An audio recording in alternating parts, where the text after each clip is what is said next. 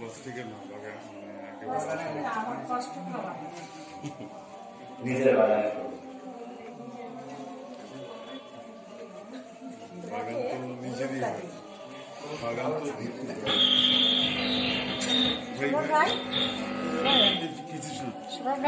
তো ভালোবাসাটাই দেই। হ্যাঁ, আচ্ছা ঠিক আছে না প্রবলেম। ধন্যবাদ। কোথায় রাখি? আমরা শুরুতেই কোরআন থেকে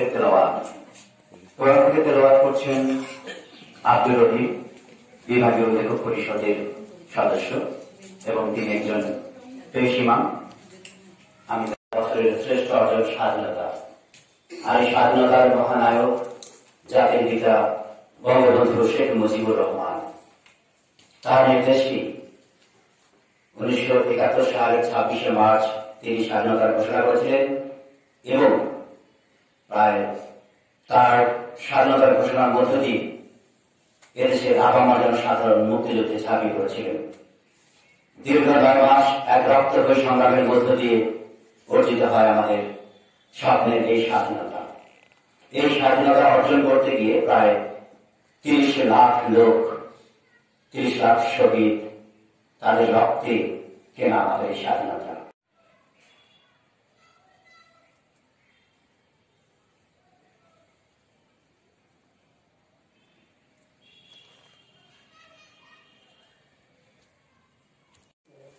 বন্ধুবর সভাপতি চুনায়েত কবির বাবু, মঞ্চে উপবিষ্ট রংপুর বিভাগীয় লেখক পরিষদের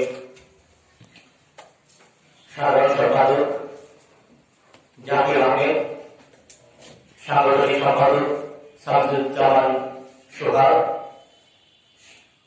সহ এবং দিনাজপুর বিভাগীয় লেখক পরিষদের সাধারণ সম্পাদক ওয়াসিম আহমেদ, শিক্ষক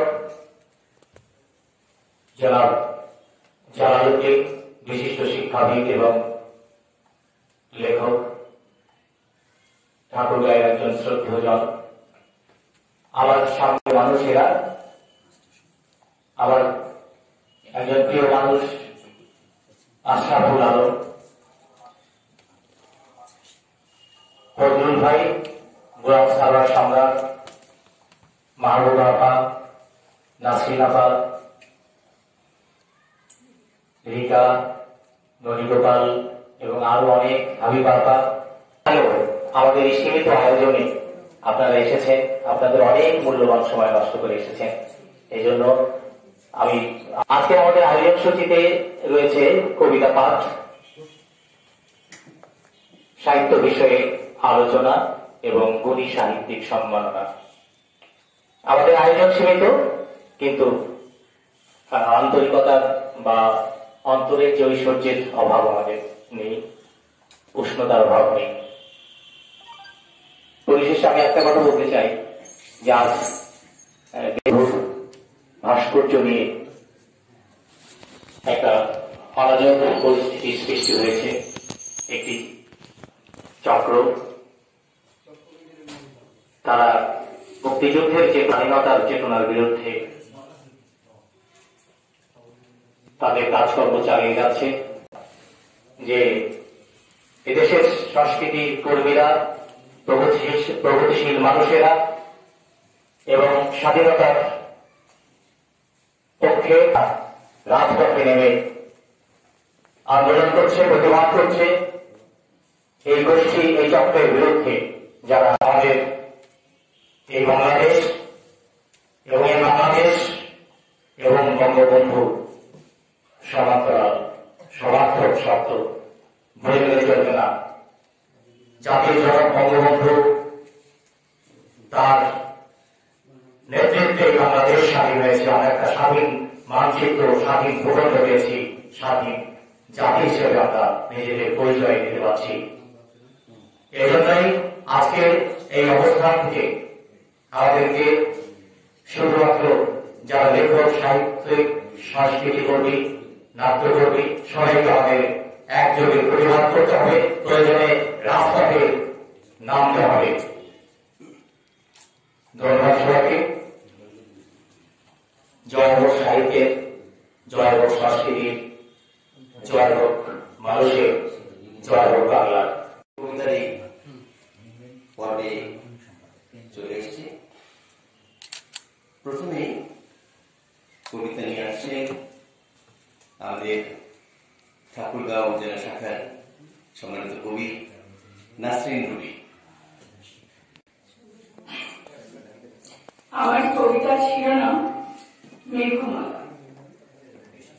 আমি দিগন্তে শ্বেত শুভ্র মেঘমালা, ভেসে ভেসে চলেছি সবুজ পাতার দেশে। সেখানে তোমার বুকের পরে ঝির ঝির হয়ে ঘুরছো অমন করে মাটি।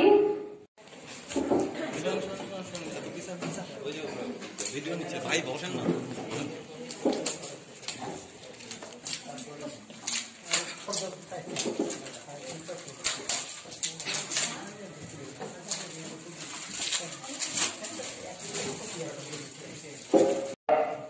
যারা ছবি নেব সবাই মনোরম উন্মোচন করেছেন, সবাই ধরে আছেন। আমরা এই মুহূর্তে ছবি নিতে পারি।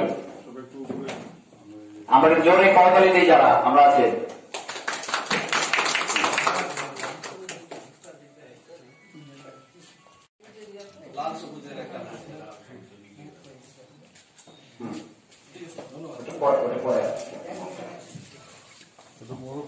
ঢাকায় হয়েছে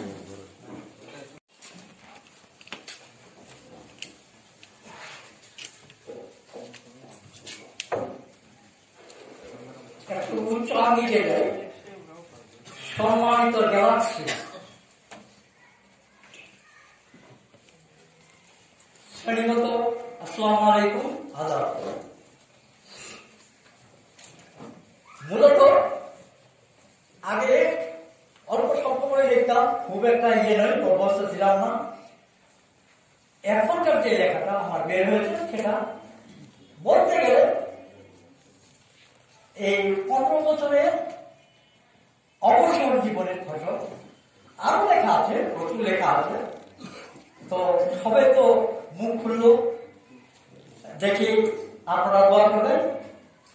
আমি হয়তো 2-4 মাসের ভিতরে আরেকখানা বই আপনাদের উপকার দিতে পারবো বলে আমি আশা রাখি।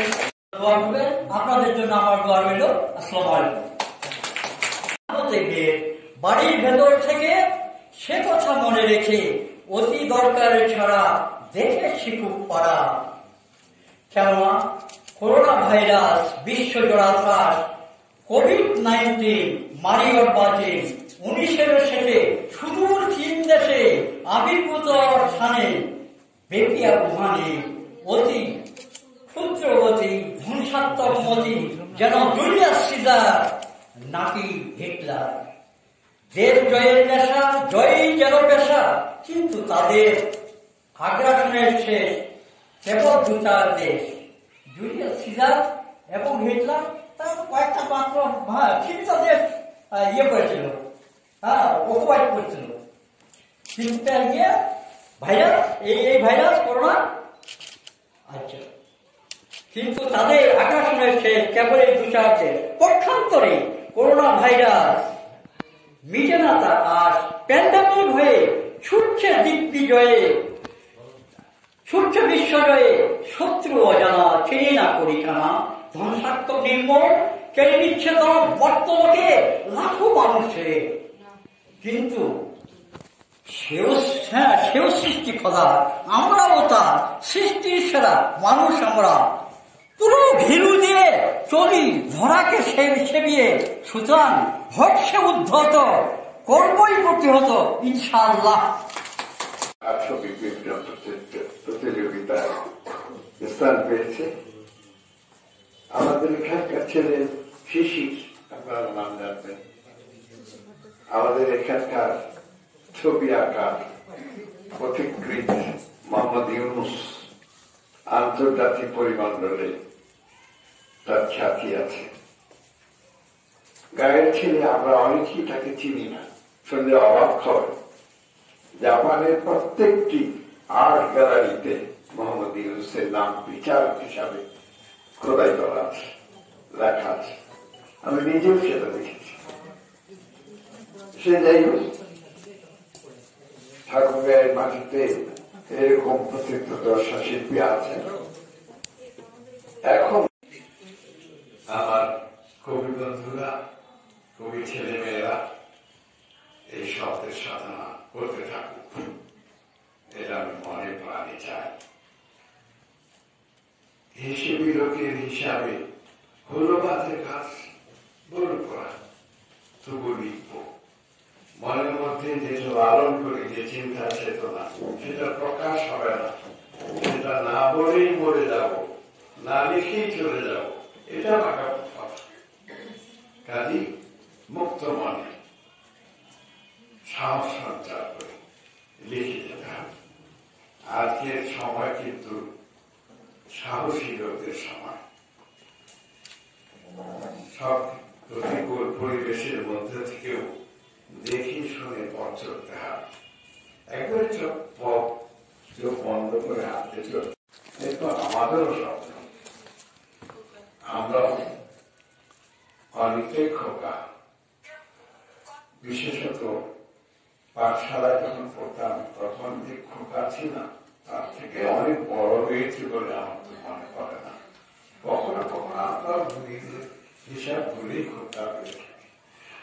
আর সত্যি কথা কি, মনকে বাঁচাবার জন্য, মনটাকে সবুজ রাখবার জন্য, জীবনটাকে সবুজ রাখবার জন্য, এই বিরুদ্ধ পরিবেশে বেঁচে থাকবার জন্য, খানিকটা সব হওয়ার জন্য খোকা হয়ে থাকা লেখা। আসুন কবিকে আমরা ধন্যবাদ জানাই তার সুন্দর একটা। সেই সঙ্গে আমি আরেকবার বিভাগীয় লেখক পরিষদের নেতৃবৃন্দকে, জেলা পরিষদের নেতৃবৃন্দকে, উপস্থিত সবাইকে কৃতজ্ঞতা জানাচ্ছি। আর একটা অক্ষমতা জানিয়ে আমার কথা শেষ করছি।